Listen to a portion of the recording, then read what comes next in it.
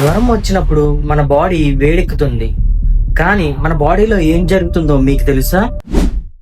జ్వరం అనేది ఒక వ్యాధి కాదు, మన బాడీ ఇన్ఫెక్షన్ తో పోరాడుతుందనే ఒక సంకేతం. శరీరంలో వైరస్లు గాని బ్యాక్టీరియాలు గాని ప్రవేశించినప్పుడు మన బాడీలో ఉండే మన శరీరంలోకి వైరస్లు గాని బ్యాక్టీరియాలు గాని ప్రవేశించినప్పుడు పైరోజెన్లు అనే రసాయనాలు రిలీజ్ అవుతాయి. ఇవి మెదడులో ఉన్న హైపోథలామస్ అనే భాగానికి సిగ్నల్స్ పంపి మన బాడీ టెంపరేచర్ ని పెంచుతాయి. టెంపరేచర్ పెంచడానికి మన బాడీలో ఉన్న కండరాలు వణుకుతాయి.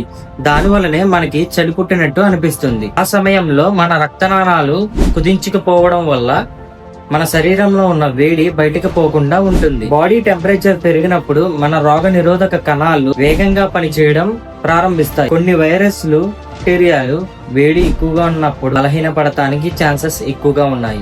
జ్వరం తగ్గే సమయంలో ఆ వేడిని బయటికి పంపించడం కోసం చెమట రూపంలో బయటికి పంపించడం జరుగుతుంది. అందుకే జ్వరం అంటే భయపడాల్సిన అవసరం లేదు. జ్వరం అంటే మన బాడీలో ఒక యుద్ధం జరుగుతుందని ఒక సంకేతం. ఈ వీడియో మీకు ఇన్ఫర్మేటివ్ గా అనిపిస్తే మన ఛానల్ ని సబ్స్క్రైబ్ చేసుకోండి. ఫ్రెండ్స్ అండ్ ఫ్యామిలీకి ఈ వీడియోని షేర్ చేయండి.